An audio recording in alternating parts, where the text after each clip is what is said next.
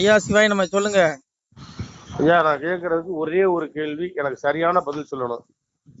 சொல்லிடுவோம். அண்ணாமலைக்கு பதவி கொடுப்பாங்களா கொடுக்க மாட்டாங்களா? யாருக்கு அண்ணாமலைக்கு கொடுப்பாங்க? தமிழகத்துல பாஜக கால் ஊழணுமா இல்ல மறுபடியும் நோட்டாவுக்கு போகணுமா? அண்ணாமலைக்கு பதவி கொடுப்பாங்கன்னா அண்ணாமலை திமுகவுக்கு ஜாலரா அடிக்கணும்.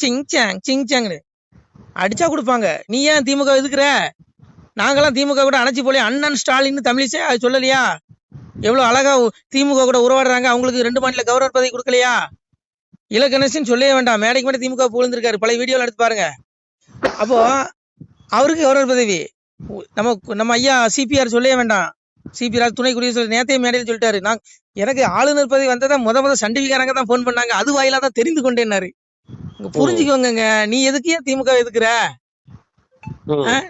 நீ ஏன் ஜாலரா அடி சிங் அடி, உனக்கும் கிடைக்கும். தன்மான சிங்கையா, இது ஒரு பதவிக்காக வரல. அண்ணாமலை நினைச்சிருந்தா எல்முருகன் பதவிய மந்திரி பதவியை அப்பதே காலி பண்ணிருக்கலாம். அது தெரியுமா உங்களுக்கு? மந்திரி பதவி வேண்டான்னு தூக்கி எரிஞ்சவரு. இந்த காலத்துல இப்படி ஒரு தலைவனாயா, இப்படி ஒரு மனுஷனாயா? இது மனுஷனாவே இருக்க முடியாது. இது அவதாரம் தான் சொல்லணும். ஏன்னா மனுஷ பயிலுக்கு விருப்பு காட்டு உட்பட்டவன் தான். ஆனா இந்த மனுஷன் பாருங்க, இந்த சின்ன வயசு, என்னை விட சின்ன வயசு தான். எனக்கு இன்னைக்கு எனக்கு 39 வயசு ஆகுது. என் வயசு தான் நினைக்கிறேன் அவருக்கு. சின்ன சரி பாத்துக்கோங்க. அப்ப அவருக்கே இவ்வளவு ஞானம். இந்த வயசுல எவனாவது மந்திரி பதவி வேண்டாம்னு சொல்லுவானா ஐயா? அன்னைக்கு கேட்டது என்ன? மந்திரி பதவியை தொடர்றீங்களா? வேண்டாம். அவர் தோத்தமே கூப்பிட்டாங்களா டெல்லிக்கு? எல்முருகனுக்கு விட்டு கொடுத்தாரு. இன்னைக்கு அண்ணாமலை விட்டு கொடுக்கலாம். எல்முருகன் மந்திரியா இருக்க முடியாது. ஆனா இந்த மனுஷனை தோக்கடிக்கிறானுங்க. இந்த மனுஷனை கட்சி விட்டு ஒதுக்குறானுங்க. இந்த கட்சி உருப்படாதியா, வயிறுன்னு சொல்றேன். நீ அண்ணாமலை மீண்டும் தலைவராக்கனா இந்த கட்சி மீண்டும் தமிழ்நாட்டில் காலை ஊணும். இல்ல நீ வருகிற தேர்தல்ல மண்ணை கவுவ. நீ ஏற்கனவே யாருக்கெல்லாம் எம்எல்ஏ சீட்டு கொடுத்து அவனுக்கு தான் நீ மீண்டும் கொடுக்க போற. அவன் எல்லாம் மண்ணை கவுவான். எவனும் ஜெயிக்க மாட்டான். எழுதி வச்சுக்கோ.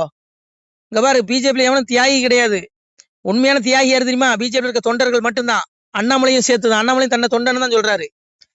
இவங்க தான் இந்த கட்சி வளரணும், தன்மானத்தோட சொந்த காலில் நிக்கணும்னு நினைக்கிறானே ஒழிய, ஹெச் ராஜா விட்டுருங்க, எல்முருகன் விட்டுருங்க. அவங்களும் களப்போராளிகள். அவங்களெல்லாம் ஏத்துதான் ஆகணும். அதனால அவங்களெல்லாம் நான் ஏத்துக்கிறேன். மீதி எல்லாத்தையும் எடுத்துடுங்க. எல்லாம் பதவி ஏறி பிடிச்சவனுங்க. நீ திமுக கூட வேணாலும் கூட்டணி வை, எனக்கு எம்எல்ஏ சீட்டை கொடுத்துரு, நான் ஜெயிக்கணும். இதுதான் இவனுடைய கொள்கை. எவன் கூட கூட்டணி மானங்கட்டு தான் இருக்கும். ஐயா இது என்னய்யா? மனுஷனுக்கு வேணா தன்மானம், பதவி கிடையாது. அதனாலதான் மனுஷன் பதவி. நீ ஏடிஎம்கே கூட கூட்டணி வச்சா நான் தலைவர் பதவி ராஜினாமா பண்ணுவேன்னு சொன்னாரு. சொன்னதை செஞ்சாரா? எவனாவது செய்வானாயா? பதவி வெறி பிடிச்சவன் எவனாவது செய்வானா? செய்ய மாட்டான். ஆனா இவருக்கு பதவிங்கிற ஆசையே கிடையாது. ஒண்ணு எழுதி வச்சுக்கோங்க. எல்முருகன் என்னத்தையா சாதிச்சிட்டாரு? எல்முருகன் அப்படியே அந்த மந்திரியானவனே அப்படியே தூக்கி நட்டிடுவாரு, கீழே அப்படியே திமுக பந்தாடிடுவாரு. நாங்க ஒண்ணுங்க எங்க இருக்காருன்னே தெரியல. நீ ஹெச்ராஜாவை கொடுத்துருக்கலாம் அந்த பதவியை, பேராசிரியர் சீனிவாசன் கொடுத்துருக்கலாம். அதனால புரிஞ்சுக்கோங்க. இங்க உண்மையா உழைக்கிறவங்களுக்கு பதவி கொடுக்க மாட்டானுங்க. நீ கத்திட்டே சாகு கடைசி வரைக்கும். தொண்டர்கள் பாருங்க, இவனுங்க எப்படி தெரியுமா? இங்க இருங்க, மேடைக்கு மேடை எலியும் பூனை மாதிரி சண்டை போடுவானுங்க. கீரியும் பாம்பு மாதிரி கொத்திக்கானுங்க மேடையில பேசும்போது. ஆனா மேடை விட்டு கீழே இறங்கினதுமே அண்ணன் ஸ்டாலின் அம்மா சொல்லும். அப்புறம் இவங்கள சொல்லவே வேண்டாம். அப்புறம் ஒண்ணு புரிஞ்சுக்கிடுங்க ஐயா. எந்த கட்சி ஆகட்டுமே, தலைவர்கள் எல்லாமே மேல்மட்டத்தில் இருக்கவன் எல்லாமே பதவி ஆசைப்படிச்சான் திரிவான். இவனுக்கு எந்த கட்சியும் பகைக்க மாட்டான். மேலோட்டமா பேசுவான், ஒட்டிக்குவான். ஆனா தொண்டர்கள் மட்டும் கொம்பு சீவி விடுவான். பிஜேபி தொண்டர்களும் திமுக தொண்டர்களும் அடிச்சுட்டு சாகணும். எப்படி? இவனுடைய திட்டம் தானே. நான் அதை தான் சொல்றேன். நீ சிவனுக்கு தொண்டனாரியா? இந்த பயிலுக்கு மலஞ்சலம் கழிக்கிற மனுஷ பயிலுக்கு பின்னாடி போவாதங்கிறேன். உலகத்துக்கே அப்ப சிவபெருமானி அவனுக்கு தொண்டனாரு. தொண்டர்தம் பெருமையை என்னவும் பெரிதாகுமேனா? சிவனுக்குள்ள நீ தொண்டரானா, நீ அடியாரானா, நீ மோட்ச வீடு அடையலாம். இந்த விடுதலை, இந்த பிறப்புங்கிற துன்பத்திலிருந்து விடுபட்டு மோட்சம் கிடைக்கும். அதை விட்டுட்டு இங்க பாருங்க, இங்க எவனுமே பரமாத்மா கிடையாது, எவனும் தியாகி கிடையாது. நீங்க சொல்ற மாதிரி இவங்க மத்தியில வாழ்றதுக்கு போய் சேர்றதே மேல். அதனால ஒண்ணு புரிஞ்சுக்கிடுங்க ஐயா, இந்த காலம் மோசமான காலம். இது இப்படிதான் இருக்கும். எவனையும் தண்டிக்க முடியாது. நீ பாருங்க, 15 ஆண்டுகள் ஆச்சு மோடி ஆட்சிக்கு வந்து என்னத்தை பண்ணிட்டாரு? எல்லா தொண்டர்களும் என்ன நினைச்சான்? ஐயோ இவர் வந்த உடனே அப்படியே திமுக பந்தாடிடுவாரு, அப்படியே தாண்டம் ஆடிடுவாருன்னா என்னாச்சு? ஆராசா பேசாத பேச்சா மோடிய, கனிமொழி பேசாத பேச்சா? அப்படி அவங்க பேசும்பொழுது பாஜக தொண்டர்களின் ரத்தம் கொதிக்குது. ஆனா பெரிய பெரிய தலைவர் பதவி வாங்கி வச்சிருக்கான் பாருங்க. இவன் எவனாவது திருப்பி பேசவானா? பேச மாட்டான். அதனால ஐயா ஒண்ணு புரிஞ்சுக்கோங்க ஐயா. இங்க பாருங்க, இங்க எல்லாம் பதவிக்காக தான் இருக்கான். கமலாலயத்துல குரூப் பாருங்க, அவன் எந்திரிச்சு போகும்போது சேர் உட்காந்துக்கு நாற்காலியும் பின்னாடி ஒட்டிட்டு போவோம். எல்லாம் பவிக்கால் போட்டு ஒட்டி வச்சிருக்கான். அவன் பதவி காப்பாத்திக்கணும், நல்லா இருக்கணும், அவ்வளவுதான். எவனுக்குமே இந்த கட்சி வழக்குன்னு என்ன இல்லை. அண்ணாமலையோ அண்ணாமலை பாஜக தொண்டர்கள் 1-2 பேர் இருக்காங்க. இவங்களை தவிர எவனுக்குமே அந்த எண்ணம் இல்லைங்க. அதனால இங்க பாருங்க, சாமி வர வேண்டிய காலம் நெருங்கிருச்சு. அண்ணாமலை வந்து நான் சொல்ற மாதிரி அண்ணாமலை ஒருவேளை பரமாத்மாவுடைய அவதாரமா இருக்கலாம். எங்க ஐயா யோகி அவதாரம். ஒருவேளை ஒரு தூதனா கூட இருக்கலாம். ஏன்னா அந்த கலியுகம் அழிஞ்சு தர்மயுகம் வரக்கூடிய நாள் நெருங்கிட்டு. ஏன்னா கலியுகம் அழியும் போது இது போல சம்பவம் சம்பவிக்கிறாரு. ஆட்சியாளர்கள் ஊழல் பண்ணுவான். சாமி தான் சொன்னாரு, பாசாங்கு மந்திரியும் பாவிகளாய் கூசாமல். சாமி சொல்றாரு, நாடு தண்ணியில் ராஜாக்கள் பாவிகளாய் வந்து பாசாங்கு மந்திரியும் பாவிகளாய் கூசாமல் பெண்ணாலும் பொன்னாலும் மண்ணாலும் பேசி நிலக்கரையில் நித்த முடிவார்னா. முன்னோர்கள் உண்டு பண்ணி வைத்த சிவ உட்பொருளை தேடாது கண்டதெல்லாம் தெய்வமான கை எடுப்பாருன்னா சாமி சொன்னான். ஆட்சியாளர்கள் ஒழுக்கம் இல்லாம போயிருவான். மேடைக்கு மேடை மந்திரி பாசாங்கு பண்ணுவான். உங்களுக்கு நாங்க அதை செஞ்சிருவோம் இதை செஞ்சிருவோம் பொய் புரட்டு பேசுவான்னா. எம்பெருமான் சொன்னது நடக்கா இல்லையா? கலியுகம் அழிஞ்சு போகுது. அழியுற நாள் இதெல்லாம் நடக்குது. அண்ணாமலை என்ன பிரதம மந்திரியா இல்ல உள்துறை அமைச்சர் அவங்க மீது நடவடிக்கை எடுக்கிறதுக்கு? அவரு என்ன பாவம், ஒரு அறிக்கை தான் விட முடியும். அதனால அங்க புரிஞ்சுக்கோங்க, பாரு தர்மயுகம் வரப்போகுது. எங்க அப்பன் பரம்பொருள் எந்த ரூபத்துல வேணாலும் இந்த பூமியில அவதரிச்சிருப்பான். நான் சொல்லல, இறைவனை எம்பெருமானை சொல்றான். மாயனோ அன்னைக்கு கலியனுக்கு சாமி சொன்ன புத்தி, மாயனோ உபாயத்தாலே மனுவது போலே ஆகி ஆயனர் குலமும் தோன்றி அவனியில் இருப்பான் கண்டீர். மாயத்தை அறியா நீயும் ஆளவே போக வேண்டாம், நியாயமாய் உரைத்தேன் ஐயா நம்முட அரசு கேட்கும். அன்னைக்கு எம்பெருமான் இறைவன் ஒரு சொரூபம் எடுத்து மனு சொரூபம் எடுத்து கலியனுக்கு புத்தி சொல்றான். கலினீச மன்னனுக்கு இன்னைக்கு இருக்க அரசாங்கம் அந்த மந்திரி இருக்கா பாருங்க, இவங்களுக்கு அண்ணாமலை புத்தி சொல்றான். இந்த அண்ணாமலை புத்தி சொன்ன மாதிரி எனக்கு எங்க அப்பன் பரம்பொருள் கலியனுக்கு, இந்த கலியுகம் துரியனுடைய கடைசி ஆத்மா 7வது பிரிவு கலியனாக பிறந்தா அவனுடைய அரசாங்கம் தான் பூமி ஃபுல்லா நடந்துட்டு இருக்கு. அப்ப கலியனாக அவன் ஆளும்போது அவனுக்கு புத்தி சொல்றான் எங்க அப்பன் பரம்பொருள். டேய் மாயனாக இறைவன் மனுஸ்வரூபம் மனிதனுடைய ரூபத்தில் எங்கு வேண்டாமானாலும் இருந்து இந்த யுகம் ஜோதிக்க இறைவன் வந்திருப்பான். அவனுடைய மாயத்தை அறியாத நீ மாண்டு நரகத்துல போய் விழுந்து செத்துறாதான்னு உனக்கு புத்தி சொல்றான் சாமி. அவன் கேட்டானா? கேட்கல. அப்போ அது போலதான் இன்னைக்கு அண்ணாமலை இந்த ஃபைல்னு வெளியிட்டு இந்த மந்திரிகளுக்கு புத்தி சொல்றாரு. டே இதெல்லாம் பாவண்டா, ஆத்ம வாழ்வுதாண்டா நிரந்தரம். இந்த பாவ முட்டை கொண்டு போய் நரகத்துல ஆத்மாவை வீழ்ச்சி அடிச்சிடாங்க, நாசமா போயிடாதீங்க, 84 லட்சம் பிறவி கொடுத்து உங்களை கொண்டு எம்பெருமான் கொள்ளுவான்னு சொல்றான். கேட்க மாட்டான். அதனால விட்டுருங்க ஐயா. அண்ணாமலை வந்து இறைவனுடைய தூதனா கூட இருக்கலாம். ஏன்னா நான் சொல்லல, கல்வி கடவுள் சரஸ்வதி அந்த தாய் வந்து தாளாற்றா. கலியுகத்துல இறைவன் எப்படி வருவானா? சாமி தாய் தாளாற்றா பாருங்க. தார தர தர தாராரு தார தர தர தாராரு உலகம் 14 ஒரு கூடைக்குள் ஒரு சொல் மொழிக்கால வந்தவரு இலகு பிரகாச சுவடு கொண்டு இளங்கும் பதியாள பிறந்தவரு வம்பு கலியுக குளமறுக்க வைந்தர் பதியாள வந்தவரு அம்புக்கணை ஒன்றும் இல்லாமலே அறுக்க வந்தாரோ கலிதனையும் கூட படைகள் துணை இல்லாமலே குறும்பை அடக்க வந்தவரோ சாடத்தலையாரி ஒன்றில்லாமல் சதைக்க வந்தாரோ கலியுகத்தை வாழும் ஆயுதம் எடுக்காமலே வதைக்க வந்தாரோ கலியுகத்தை கோளு பேய்களை கிரகங்களை கொல்ல வரம்பற்ற நாரணனோ காணா கருவான குருமூலமோ கர்த்தன் கர்த்தாதி கடவுள்தானோ தார தர தர தாராரோ தார தர தர தாராரோ. அன்னை கலைவாணி பாடுறா. தாய் கல்வி கடவுள் தாய் சொல்ற இறைவன் எப்படி வருவானா கலியுகத்துல?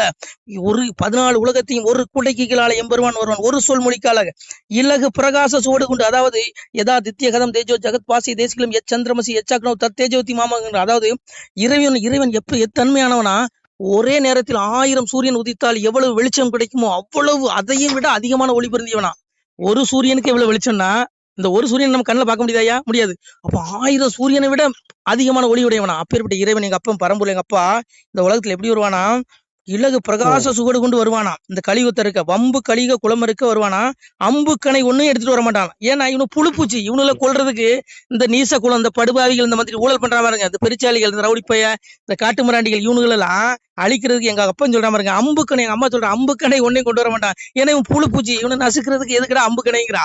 அப்புறம் கூட படைகளை கூட்டிட்டு வர மாட்டானா. ஏன்னா இறைவன் ஒவ்வொரு யுகத்திலையும் பாத்தீங்கன்னா கூட படைகளோட வந்தான். சங்கு சக்கரத்தோட வந்தான், பெரிய அந்த சொரூபத்துல வந்தான். அன்னைக்கு சூரனை அழிக்கிறதுக்கு எங்க அப்பன் வேலாயுதத்தை எடுத்துட்டு வந்தான். இப்படி ஒவ்வொரு யுகங்களும் பாத்தீங்கன்னா ராவணனை அழிக்கிறதுக்கு ராமபாணத்தை கொண்டு வந்தான். இப்படி ஒவ்வொரு யுகங்களிலையும் அசுரர்களையும் இந்த இந்த அசுர கூட்டங்களை அழிக்கிறதுக்கு ஆயுதத்தை கொண்டு வந்தான். ஆனா இந்த கலியுகத்துல அப்பா என்ன பண்ணுவானா, ஆயுதமே கொண்டு வர மாட்டானா. அதான் சொல்றாம இருக்க, வாழும் ஆயுதம் எடுக்காமலே வதைக்க வந்தாரு கலியுகத்தை. அப்போ எந்த இதுவே கொண்டு வர தனி மரமா சிங்கிளா ஒரு சாதாரண மனுஷனை போல வருவானா. அப்பா கலைவாணி சொல்றா தாய் சரஸ்வதி.